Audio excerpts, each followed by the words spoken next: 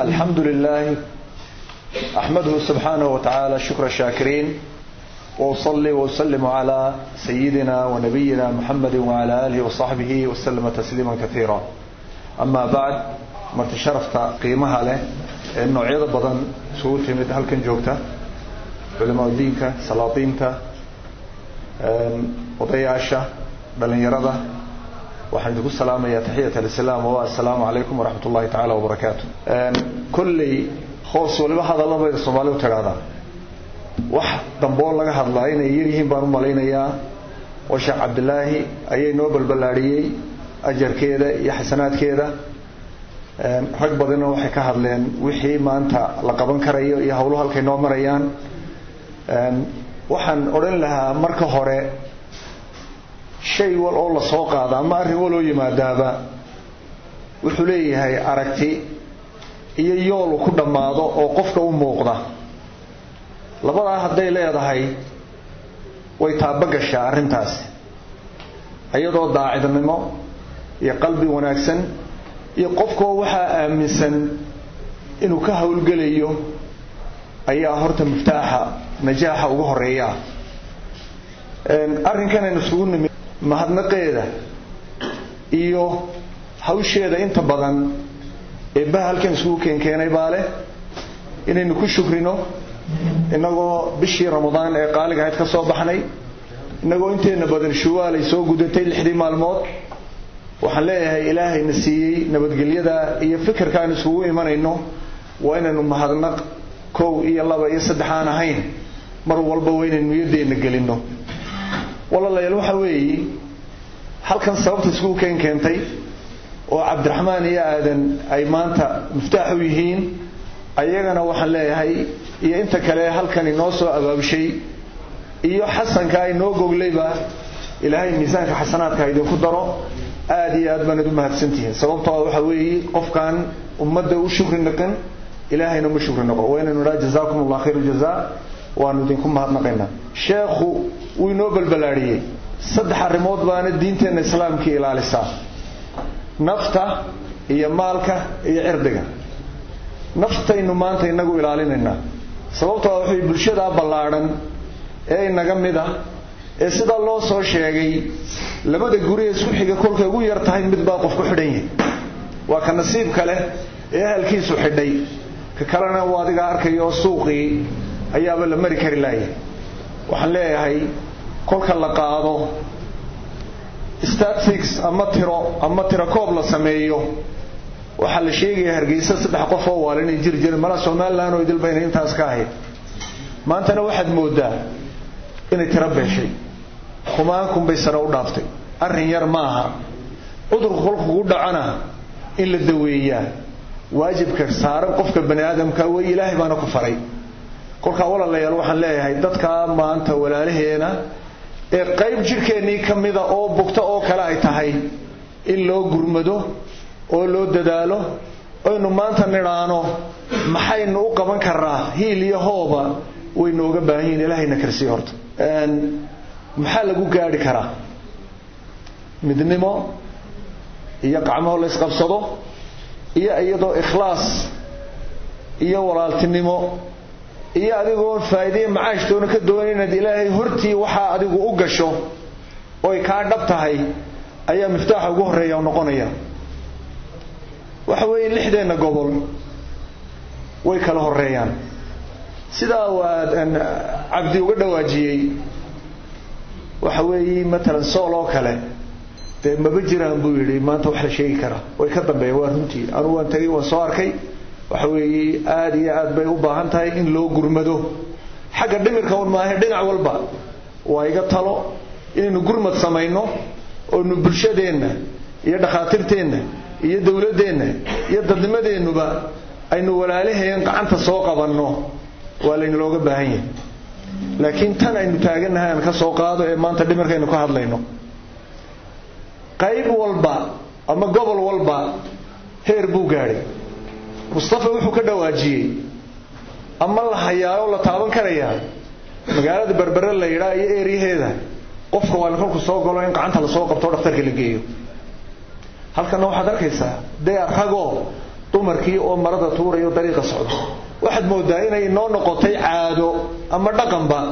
inaynaan xataa cawradaba maanta waxba iska saaran awal waxa jiri jirtay magaalada Hargeysa wadooyinka qaarkood inaanay dumarku mari jirin iska daa cawradeeda halka raggu maray inaanay mari jirin wadadan halkan stationka dhexe xagaa ka marta waxa la oran jiray xiltira xil yani waxa weeye dumarku maraysa saajirin kolka qof nin halka ka soo baxo xilmad baa la oran jiray barakallahu maantana ruuxii dumar ahayd ee walaasha ahayd ee hooyada ahayd ee ooridaada ahayd ee inantaada ahayd ayaa arkaysaa iyadoo magaalada dhex qaawan oo maraysa shidan abashidan oo wax ilaahay laga magan galo oo inuu ka ducaysano oo inuu isnidhaa maxaa inaga si ah ilaahay uu nagu eegaya rag hadalkiisa daa ku warmasita ku qaawan ku timaha ay ku maantaan nooc walba way leeyihiin dadkaasi inaga dhasheen waa walaalaheen wadad islaama wadad maanta aynu wada dhalanay hadii abtirsiin la yiraahdo inayna waxba kala fogeyn baa dhici karta laakiin maxaa ka weyn islaamnimadu maxay nafaraysaa meesha taagan ilaahay muxuu ina yiri nabigeeni subhana muxuu ina faray waa inaynu labada wax ka qalin qaadano walaalayaal waxa jirta ajendahan inamadu ay noo keeneen waa ajenda wanaagsan magaalooyinkuna ama goboladuna si ay u kala horeeyaan ayay maanta u kala tageen waxa weeye aanu u gaban maayo waxaan oranayaa qalad weyn baa dhacay qaladka weyn ayaa la hadii la yiraahdo raalli laga ahaadee waa wasaaradda caafimaadka iyo guddiga caafimaadka ee xasan nagala jooga ee suldaanku nagala joogay waxa weeye inay waxan soo ururiyaan oo waji u yeelaan oo yiraahdaan adu maxaad haysaa maxaad qaban karaysaa ajendihii waa kan maxay naga maqan laakiin imka waxaad moodaa in la iska rab yaacayo hablaha halkan wax ka dhigaya inama kala halkan cararaya guddi kala halkan cararaysa wuxuuna kolka fardaha la iska rabeeriyo faa'iido ma keenan in la mideeyo quwadda in la mideeyo arrinka in la mideeyo maalka waa loo baahan yahay in la isweydiiyo waridinku maxaad haysaan annagu waxaanu haynaa idinku halkeed maraysaan qolo walba halka gaarsiisan tahay maxay noo dhiman adu waxa qabo adiguna halka ku toos waa nicmooyinkay kamid tahay waa raay maanta saliima oo inuu wax ku qabsan karayno walaal Hargeysa magaalo maaha maanta qaahira la oran jiray masaarida tirada waa dunya Hargeysa dadka ku nool reer Maroodi Jeex maaha gobolkii Hargeysa maaha cid wal oo Soomaaliland ka daayo caalamka cid ka maqan ma jirto Hargeysa waxa weeye waa caasimad cid walba joogto waxa weeye waa il gaar lagu eego waa si gooniya wax loogu qabto waa inaynu nidhaa maxaa mudan maxaa kala horeyna maxaynu yeelnaa arrimahaas waxay u baahan yihiin fadhi qoto dheer diraasad iyo iyadoo jilbaha la isdhigo oo waxaan la shaqeeyo oo la falanqeeyo oo inuu hawshii qaybsano dawladda iyo shicibku haduu waxaan qaban karayo dhibaato ma jirteen hawshuna waxa weeye waa hawl qaran weeye hada yelsanina hawshani ma wad socon karaysaa hadaynu maanta afar waad iyo inta meelood ka dhisno inuu wax sameeyno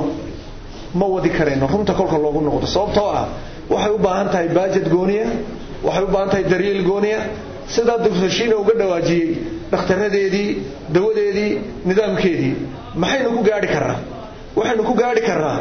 inagoo hawshan diraasadeedii iyo wixeedii dhulka soo dhigna oo qurba jooga iyo kuwa guduhuba ay ka tashadaan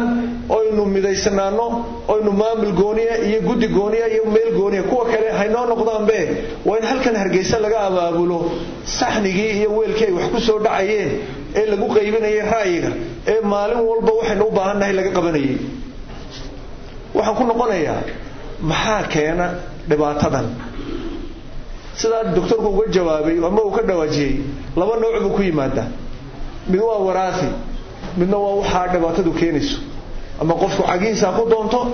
ama fikir baa ku yimaado ama dhibaato ka keento qofkaasi uu waalay kolka lagu yiraahdo sababtu ku waa shay wuxuu baa jira kulli shay loo sabab wax biduun sabab ma jiro أنا waxaan oranay sababaha ugu waaweyn waxa kamid ah wax dawladeennuna ka seexatay innaguna aynu ka dhiganay caado iyo taqliid in agmaraya waa ereyga qaadka la yiraahdo geedka qaadka la yiraahdo ayaa boqolkiiba 80 oo aaba waxa weey maanta la qofka la daweeyo ee la soo dhaxtariyo ee caafimaadka kolku bulshada ku soo dhex noqdo halkiisa yimaado halkiiba ka miisaya wax maanta balwada kolka baratana sidoo ku daysa way adag tahay ama saaxiibka waa ku siinaya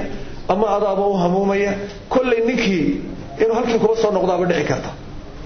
bulshadeennuna waa bulsho maanta aad iyo aad u dhibaataysan oo dhaqaale xumo iyo maanta talo xumo ay haysato taladiina inagay nala taala dhaqaaliheena hadaynu ka arag garabkeena eegno oo guriga agteena eegno waxba lagama xumaadeen kolka walaal waxaan oran lahaa bahalka qaadka la yiraahdo ummadeena looga duceeyo sababtoo ah waxa weey qofka hadii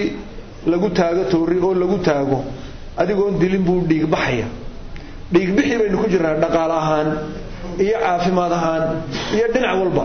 dawladdu ha ka tashato cashuur saartaya si kale u nidaamisaya waxa weey wixii la diiday la yiraahdo ma jiro wala la diiday kulli Soomaalida iyo dadku way jecel yihiin oo la gooyin kari maayo laakiin farsamadii lagu joojinayay waa in khubara iyo dad bal isugu tago laga fikiro maxaa lagu daweyn karaa kolka noqoto waa inagoo sidaan u sheegay u sameeyna halkii ay maanta dadkaasi gali lahaayeen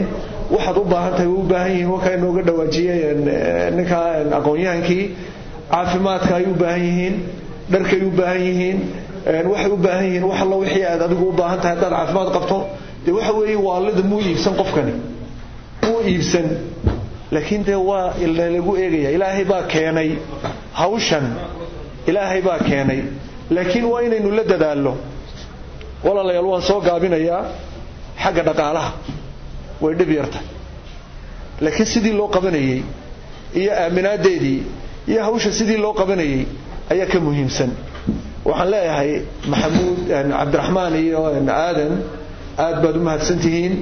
aynu ballanno aynu wada fadhiisano aynu jeexjeexno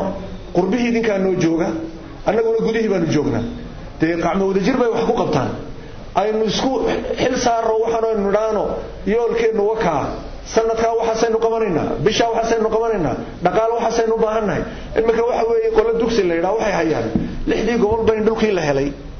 wasaaradii ay heshiis la gaareen in dhismihii uu dhiman yahay dhaqaalihii urunteedii uu bilow tahay halkan nimadii waxay noo keeneen hawshii inay bilow tahay inaynu waxaan iswaafajinaa qurux badan oo inaan ninba meel aanu ka bilaabin waxaan leeyahay walaal hadii ilaahay aynu tala saarano aynu dhaqaalaheena ka fikirro halkaynu ku bixinayno waxbay naga xumaanayaan waxaan ku soo ururinayaa hadalka